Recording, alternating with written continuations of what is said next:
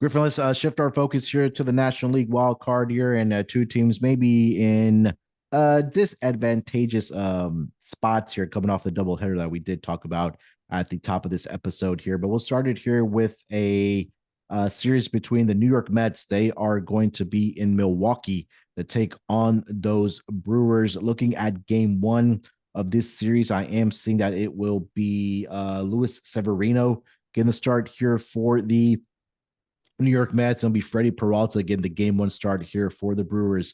Brewers are a minus 139 home favorite, plus 128 for the New York Mets. Total is to that 7.5 in this game here. Griffin, what are your thoughts on the Mets and the Brewers for game one? Yeah, huge for the Mets to win the first game, no matter how many roller coasters it took. It didn't really feel deserved after Schwalbenbach dominated them for seven shutout innings. Um, but they get to start Luis Severino, who they saved essentially. They started Tyler McGill, who's probably going to be a bullpen arm, maybe not even make the playoff roster at this point, especially with coming off a big start and with only 3 games. Like maybe he's not even available. Might be an NLCS or NLDS, excuse me, Division Series, then Championship Series, of course. Don't want to get too far ahead of ourselves. I'm not sure I trust the Mets that much, but great spot for the Mets to get a big victory. But they did have to play a pretty big emotional game and then had to get on a plane to Milwaukee and start.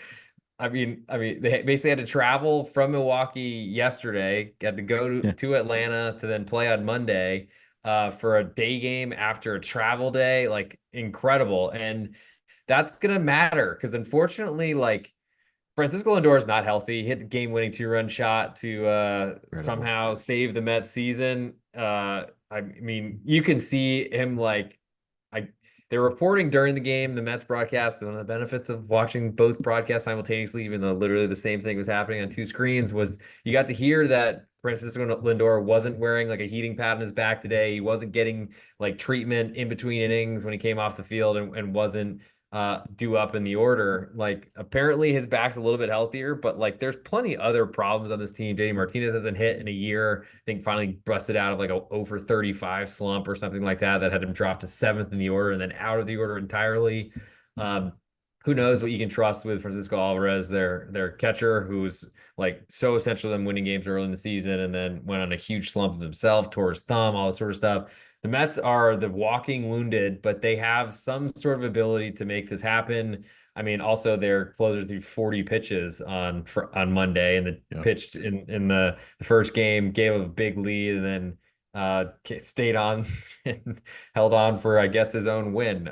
Nothing like blowing a save and taking a win home to celebrate. But and he threw 26 pitches on Sunday against Milwaukee. Hadn't pitched in a week and was trying to get some time and some use in a game, which seemed like a really bad idea even then. Worse today. So this game one is going to be really hard. The nice part, I know that you were big on Freddie Peralta coming into the season. You were not alone. My baseball podcast, separate from pregame. Also, my co-host was very big on Freddie Peralta coming into the year as well. I think had his season-long strikeout leader prop. There's a lot that is great about Freddie Peralta, but he, to me, hasn't had a very good season. Right. He's healthy, which is a skill in this world, I think, at this point, but wasn't the dominant guy that he'd been in the past, and certainly is their leader. Was mentioned by their manager as being one of the guys that has like really set the standard for the Milwaukee Brewers, being a low budget team that basically led the NL Central the entire season, start to finish.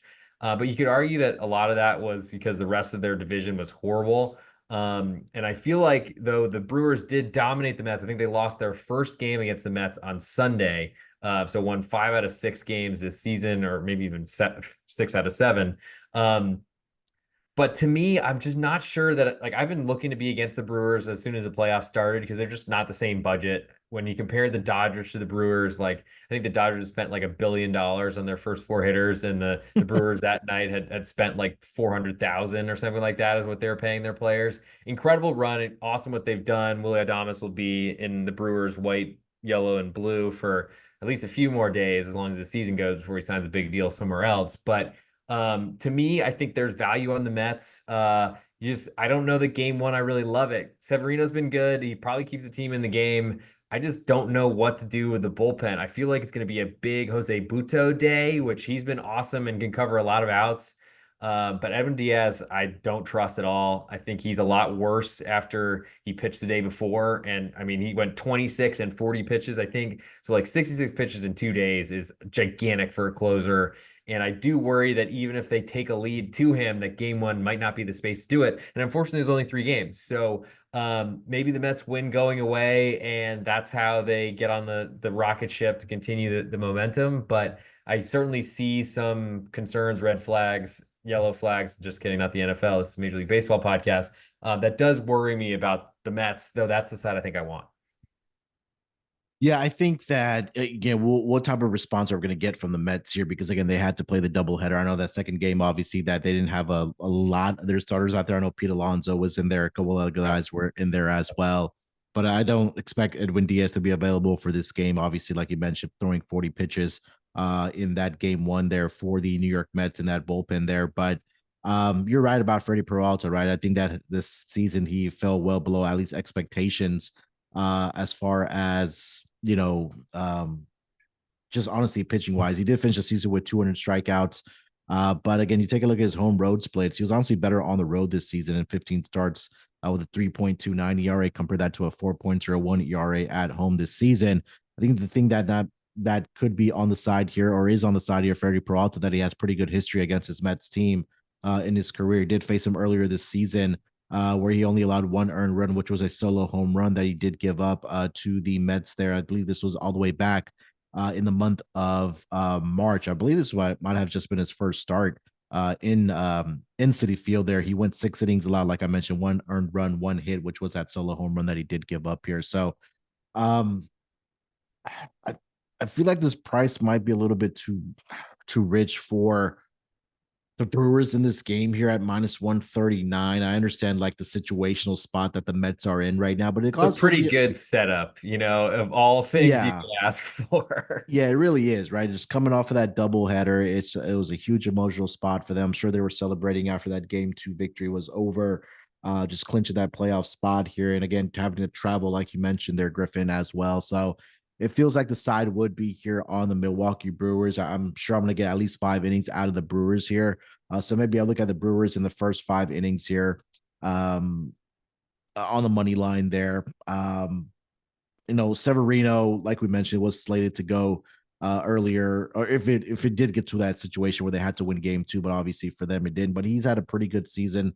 I mentioned that he's been serviceable, but his last 3 starts are really a little bit telling for me where he did struggle a little bit. He allowed 3 earned runs in his final 3 starts, and each of those 3 starts, I'd say, 2 against the Phillies and 1 against the Braves there. Only lasted 4 innings that final start of the regular season for this New York Mets team here. So I think just based on everything that we mentioned here, a Griffin, that there's just spot here for the Brewers just makes a lot of sense here. So, gun to my head, I would go with the Brewers at least in game one here.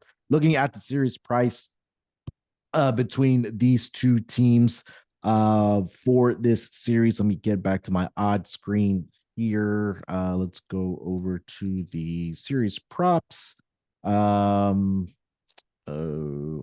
let's see here. So we do have the Brewers that are favored in this series. Yep. I'll And pull it up is McGill on McGill crime too, by the way. One McGill on each roster, so you can't pick a McGill to advance. I can, yeah, and we'll see which McGill advances here. But who do you like to advance, at least far as this series goes between the Brewers and the Mets? As much as I just said, and I think you're totally spot on. Game one spot is so good for the Brewers. Yeah. I think I'm gonna go. As weird as it sounds, I think I'll pick the Mets.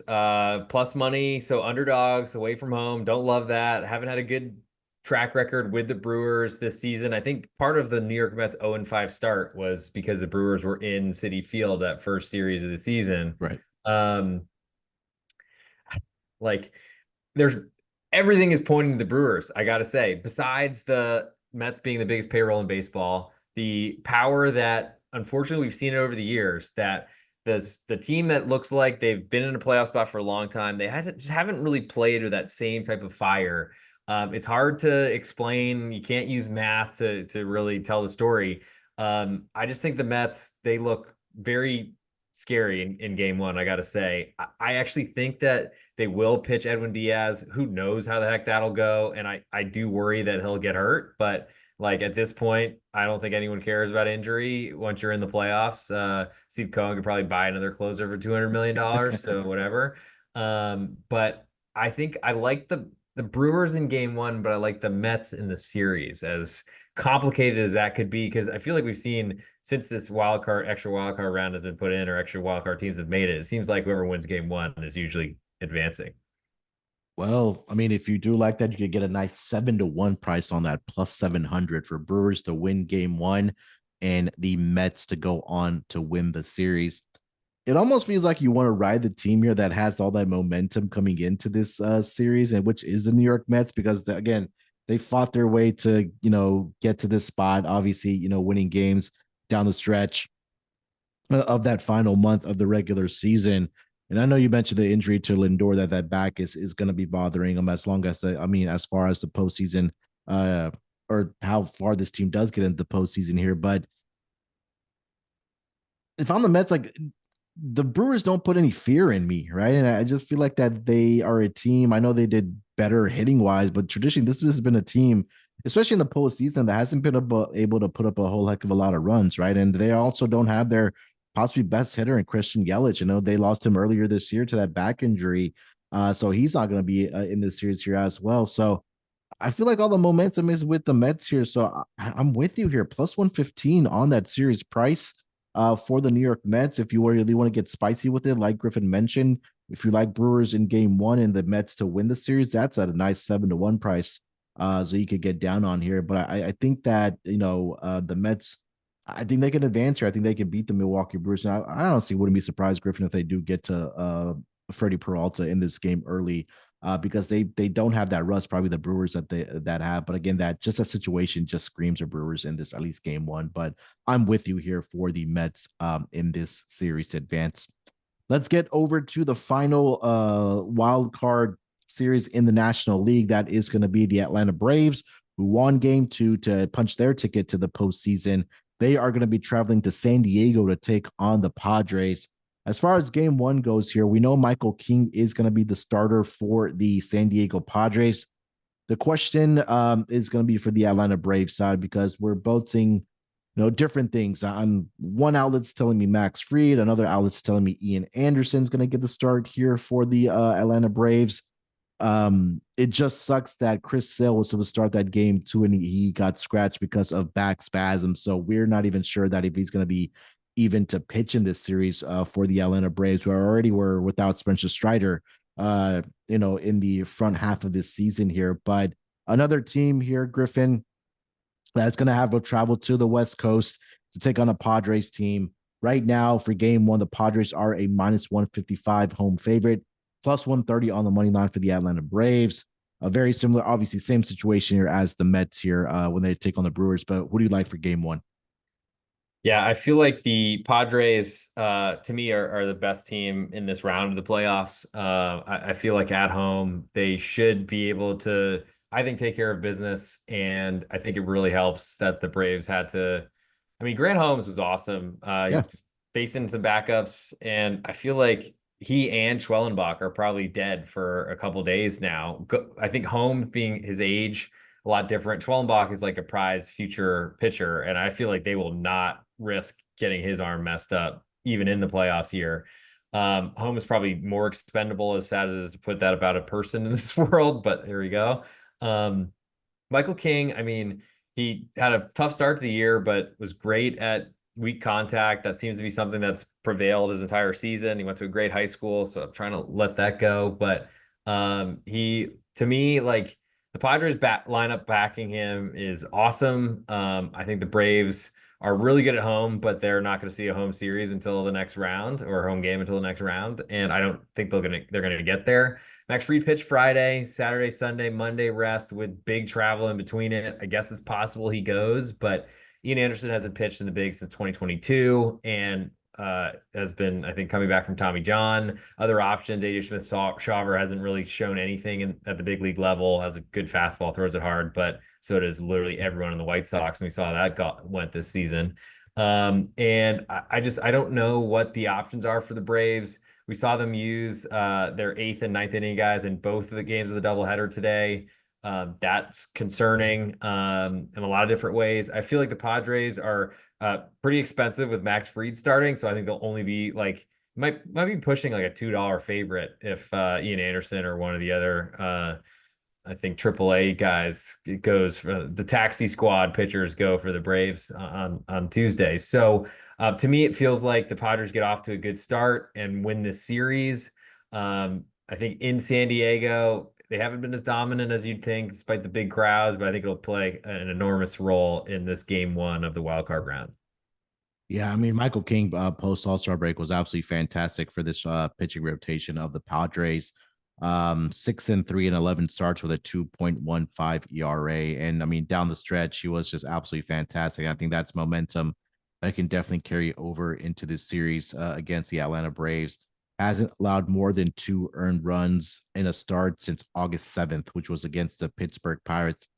After that, the most he had given up was 2 earned runs, which was 3 times against the Twins, the St. Louis Cardinals, and the Houston Astros. But other than that, he's been absolutely fantastic for this team. And I think that, looking at this Padres team, the bullpen, we didn't touch on that, I think has been one of the better ones throughout this season. I think they're very, very primed to possibly make a run to the World Series. I know that's become a popular pick here, but I think that, again, talked about it with the Mets, a tough spot there, a more of a longer travel spot, I guess we can say, for the Atlanta Braves, having to head over to San Diego, right, all the way to the West Coast as well. So I think that at least for game one, I wouldn't be surprised if the Padres did win this by multiple runs. If you want to get down on the run line, I know they are the home team. You're not guaranteed all that 9 at bats, but that plus 145 on the run line, I think, is a really good spot for this Padres team. I think they can probably jump out to whoever is starting, honestly, for the Atlanta Braves.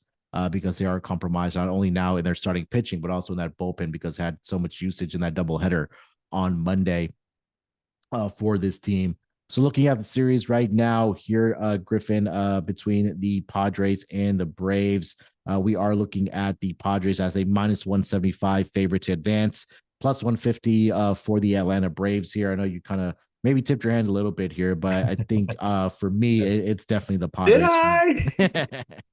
Yeah, I think the Padres are moving through. I'd love them against the Dodgers next round as well if they can get there. It's not a guarantee that they're going to move through by any means. This could certainly be a Braves get somehow momentum and make it all work. I just feel like it's going to be a really, really uphill climb for the Braves. With all these games played, all these pitchers used, with Sale. I mean, so their manager Brian Snicker said that Chris Sale is unlikely for the wild card series as well. Wow. And he's been forever injured. And honestly, it kind of felt to me like there was something a little fishy going on when they said they were saving him for an elimination game whenever it came. And then, like, finally the elimination game was here, game 2 of the doubleheader today. And Grant Holmes is no announcements, anything like that. I just saw the Braves lineup card come out and I was like, where's the Sale name on that? Grant Holmes, he's a pitcher. What's going on here? Are they starting Chris Sale at second base? So it seemed to me like there was a little gamesmanship going on, or just lying, I think is another way to put it. I think the Padres are the side I'd want in this game one, and they're who I think will move through this round of the wild card. Yeah, right there with you with the Padres here. I just feel like they, again, have the better pitching here. We could also make the case that they have the deeper lineup here as well. With this Atlanta Braves, I know they're obviously missing Ronald Acuna Jr. That'd be a different conversation if he was part of this lineup right now. But I think, again, this Padres team just seems like they're primed right now to make a possible run through the National League starting here in the series against the Atlanta Braves.